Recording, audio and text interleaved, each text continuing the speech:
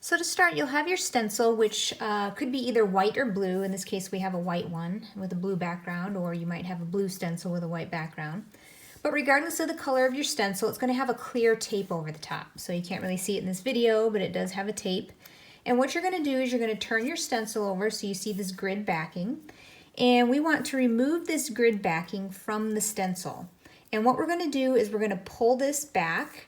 And we want to pull it straight back. We don't want to pull up towards the ceiling. We want to pull it straight back and generally at an angle like this. We're not going to pull it this way. We're going to pull it so you kind of see this triangle, and we're going to pull it straight back. And you're going to do it very slowly.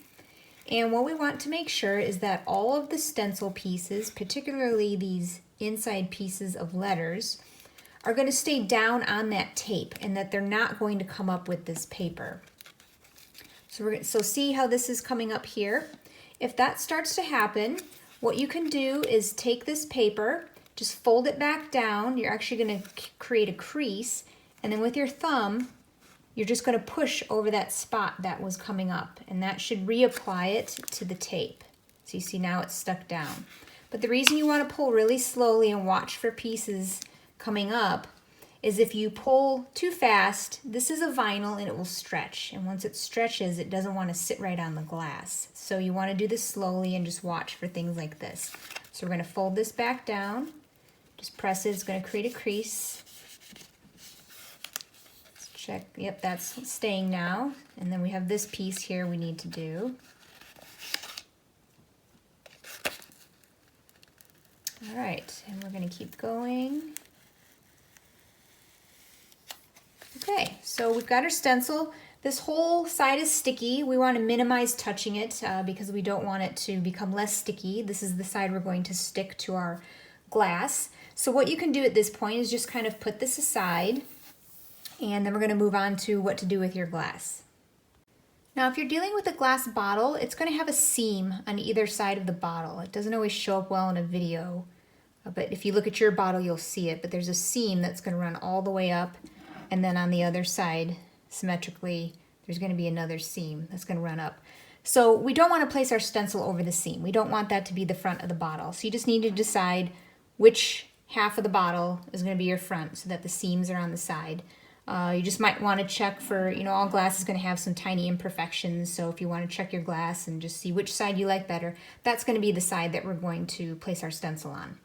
If you have a beer mug, the front of your glass is going to be defined by whether you are right or left-handed. So orient your glass so that the handle is either on the right or left side, and then the portion of the glass that's facing you will be where you're going to place your stencil. So at this point, we're going to place our stencil on the bottle, and the most difficult part here is going to be getting it on level. But one thing to keep in mind is your stencil here is a perfect square, a rectangle, whatever it might be, but you can use the line of the stencil, not the tape, but the white or blue stencil, as your mechanism for leveling. So that's what you want to be looking at when you're placing it on your bottle. So obviously we don't want it like that, unless you want your letters to go curved like that, which then that makes it really easy. But if you want it straight, you're going to use the straight edge here to make sure that it's straight on your bottle. Now, another thing to keep in mind when you're going to place your stencil onto the bottle is we want the center to be attached first. We don't want to attach the sides first. I'm going to exaggerate this here, but if we were to attach it like this, again, I'm exaggerating, but we've got this huge bubble, and then obviously when you try to flatten it, you're going to end up with a huge crease in the middle. So we want the center line to be what touches the bottle first, and then we will smooth it out from middle to side, middle to side. And it's pretty easy to do just because the bottle's already rounded, and so that's generally what touches first, but you just want to make sure that you don't bring this in and touch the sides first. And what I like to do for balance and trying to hold this straight, if you are trying to put it on straight, is to use my two middle fingers here to hold the side, to just kind of steady my hand as I hold the stencil. And again, try to minimize, how much you're touching the back, because we do want it to remain as sticky as possible. So we're gonna hold this, kind of steady our hand for the bottle. We wanna make sure that this is level. and that you've got it centered, you know, from top to bottom. Okay, so the center is touched now. And then what we're going to do is we're going to smooth it this way, smooth it this way. Now if you get it on crooked, you're kind of stuck with it that way. You can't pull these stencils off and reapply them. And the reason being, I'll probably cut in an extra little clip here to show you on a different glass.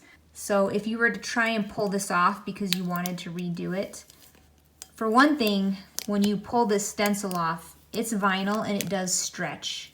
So once you pull it off, it's usually stretched, and so when you try and put it on again, it doesn't want to lay right. But the second problem, as you can see here, is all the little tiny pieces from the inside of the letters, they end up staying on the glass. And then you have to peel them off with your fingernails, and a lot of times then they get crinkled and they don't want to sit right the second time. So you really just have the one shot of getting this on there. So after you get the stencil applied, what we want to do is we want to rub this really well, make sure it's really stuck on the glass, and that there aren't any air bubbles in there, especially these little inside pieces. Rub those really well to make sure they're stuck. If for some reason you have a bubble in here, as long as it's not touching any part of a letter, you're fine. If you had a bubble right in the middle here that you just can't get out, don't worry about it, because the etching cream, it's not going to affect it, because we're going to put etching cream here. If there's a bubble down here, it doesn't matter because we already have a nice seal all the way around here. But if there was a bubble right up against a letter, then the etching cream is going to want to leak underneath that bubble, and then you're not going to have a nice outline. You're going to have some bleed. So again, if the bubble's just not even touching a letter and you can't get it out, don't worry about it. If it is touching a letter, you need to push it the best you can and get it out of there. Just rub this down really well. Make sure it's nice and sealed on there. And then what you're going to do is we're going to pull the tape off. So kind of the same way as you removed the backing from the stencil, we're going to pull this back flat. So we're not going to pull out like this, but we're just going to pull it back. And this will come off pretty easy.